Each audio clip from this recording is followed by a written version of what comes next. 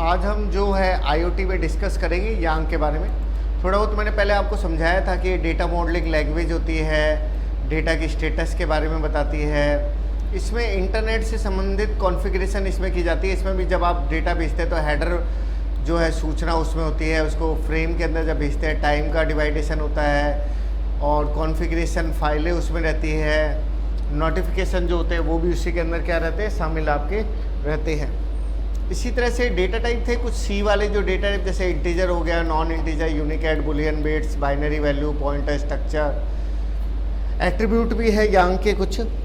Attribute की अगर बात करें तो कॉन्फ़िगरेशन फाइल हो गई, जो कि क्योंकि नेटवर्किंग से संबंधित है यांग सारा का सारा, तो उसके अंदर कोई कॉन्फ़िगरेशन अगर करनी हो, डिफ़ॉल्ट वैल्यूज़ में देनी हो, जो हमारे क्लाइंट नोड होते हैं उसकी जानकारी इसमें देनी हो, डेटा टाइप जो अभी ऊपर बताए थे, कोई कंडीशन आप यूज़ कर रहे हैं, डिस्क्राइब कर रहे हैं किसी नोड के बारे में, रेफरेंस के बारे में जानकारी देते हैं, एक नोड दूसरे नोड की जानकारी दे रहा है, स्टेटस के बारे में जानकारी दे रहे हैं, मैक्सिमम एलिमेंट कितने हो सकते हैं सर्वर के साथ, मिनिमम एलिमेंट कितने हो सकते हैं, ये मैंने पिछले वीडियो में आपको बताया था।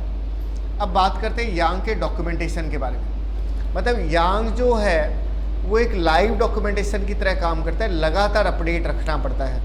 मतलब ये नेटवर्किंग में जब काम आएगा तो इसका जो डॉक्यूमेंटेशन जो है उसको लगातार हमें क्या रखना पड़ेगा, अपडेट रखना पड़ेगा। इसके अंदर हम लोग डेटा मॉडलिंग लैंग्वेज का यूज़ करते हैं, कोई भी डेटाबेस से संबंधित लैंग्वेज है वो हम लोग यूज़ कर सकते हैं, बैकअप लेके रख सकते हैं। 2007 में इसको डेवलप किया गया था, आसानी से रीड हो जाता है, आसानी से लर्न हो जाता है, रिप्रेजेंट किया जा सकता है, क्योंकि एक सर्वर होता है, कई क्लाइंट होते हैं, तो हिरार्कल रूप से आप उसको शो कर सकते हैं। रीयूजेबल भी होता है, कई ऑपरेशन आप इसमें नेटवर्किंग से रिलेटेड कर सकते हैं। और इसी तरह से अगर आप चाहें तो आपका जो एक क्लाइंट है उसको कई मॉड्यूल के अंदर या सब मॉड्यूल में डिवाइड करके ईजिली आप उसको समझ सकते हैं। वेल डिफाइंड वर्जन है इसका, जावा लैंग्वेज का यूज़ कर सकता है। इसमें भी अगर आप नेटवर्किंग से रिलेटेड कोई कमांड यूज़ करना चाहें, सभी प्रकार के डेटा टाइप ये सपोर्ट करता है। यहाँ के डॉक्यूमेंटेशन जो है उसके अगर हम लोग और अगर बात करना चाहते हैं, कुछ हाईलाइट भी है, कुछ फीचर्स है यहाँ के। उसके अंदर सबसे पहला है ऑर्गेनाइजेशन। ऑर्गेनाइजेशन में लीफ है, मतलब जो क्लाइंट नोड है उसके कंटेनर है, उनका लिस्ट हो गया, उनका ग्रुप हो गया।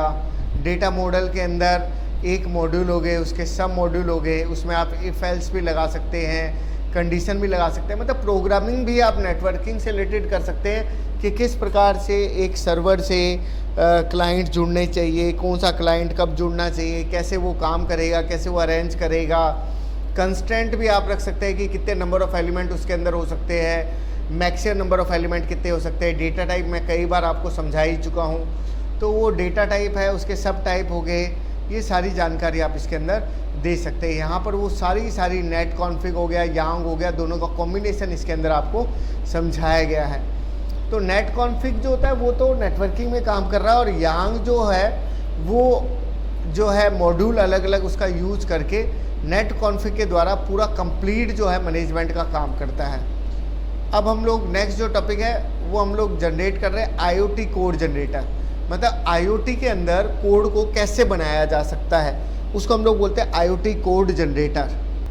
पूरी आईओटी के सिलेबस को अगर देखा जाए तो इसके अंदर हमने पहली यूनिट में तो हमने पहले बेसिक चीज़ें समझी कि भाई डेफिनेशन क्या होती है आईओटी, क्या विशेषताएं होती है आईओटी, दूसरी जो मशीनें वाला जो सिस्टम है उससे कैसे डिफरेंस है, आईओटी में क्या क्या चीज़ें यूज होती है, कौन कौन से प्रोटोकॉल यूज होते हैं, आईओटी का आंतरिक स्ट्रक्चर, इंटरनल स्ट्रक्चर क्या है।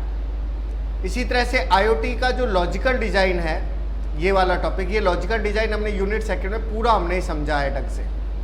और आईओटी का ये जो एसडीएन एनएफवी वाला जो पार्ट है, मतलब नेटवर्किंग कैसे होती है या नेट कॉन्फ़िग कैसे काम करता है, वो हम यूनिट 5 के अंदर जैसे नेट कॉन्फ़िग और यांग के द्वारा समझ रहे हैं। यूनिट सेकंड की अगर बात की जाए तो इसमें क्योंकि पूरा लॉजिकल डिज़ाइन है, इसमें अंदर कैसे उसका स्ट्रक्चर है, कौन कौन से उसके प्लेटफॉर्म है, क्या क्या उसके पार्ट्स है, वो इंटरनली उसको अलग अलग डिवाइड करके उसको समझा रखा है। मतलब यूनिट सेकंड अगर आपसे कोई पूछे तो आप कह सकते हैं कि भाई आईओटी को पूरा एक्सप्लेन किया हुआ है इंटरनल स्ट्रक्चर, जैसे ओएसआई मॉडल होता है ना, फिजिकल डेटा लिंक लेयर, उस तरह से और यूनिट थर्ड जो आपकी है उसके अंदर आपने सर्किट के बारे में बताया कि अगर मान लो कोई कहते भाई मैं तो प्रैक्टिकल करना चाहता हूँ, तो आईओटी के पूरे प्रैक्टिकल की जानकारी इसमें है। उसके रेस्पबेरी पाई हो गया, और भी कोई आईओटी डिवाइसेस हो गई, वो सारी डिवाइसेस इसके अंदर आपको बता रखी है।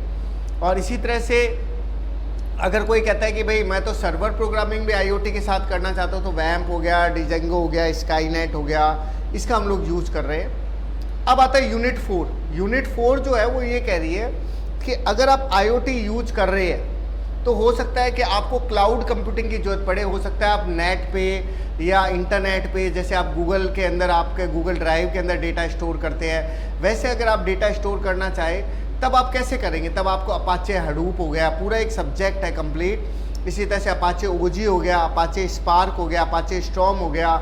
इसमें इनबिल्ट कमांड्स भी है, जावा भी है, माई एसक्यूएल है, ऑरिकल है, सारी चीज़ें उसके अंदर है डेटाबेस हैंडलिंग से रिलेटेड। और यूनिट 5 की अगर हम लोग बात करें तो उसमें टूल्स है। टूल्स में सैफ और पपेट है, जो कि जितने भी क्लाइंट है, सर्वर है, क्लाउड है, या जो भी सर्वर है, जो भी उस पर हम लोग अगर टूल्स इस्तेमाल करना चाहते हैं तो सैफ और पपेट का यूज़ हम लोग कर सकते हैं। लेकिन जो हम यूनिट फर्स्ट में पढ़ते हैं, जैसे एनएफपी हो गया, एसडीएन हो गया, उससे रिलेटेड अगर हम लोग बात करते हैं तो नेट कॉन्फ़िग हो गया, यांग हो गया, ये हमारे जैसे आज हमने पढ़े थे वो सेम चीज़ इसके अंदर आपको बताई गई है कि वो कैसे काम कर रही है। तो ये तो आपका पपेट हो गया, जैसे पपेट का कैसे इंस्टॉल करते हैं, फायरवॉल कैसे उसमें काम करते हैं, पपेट के एजेंट क्या होते हैं। और ये नेट कॉन्फ़िग हो गया, जो कॉन्फ़िगरेशन से रिलेटेड, नेटवर्किंग से रिलेटेड सारी जानकारी आपको दे रही है।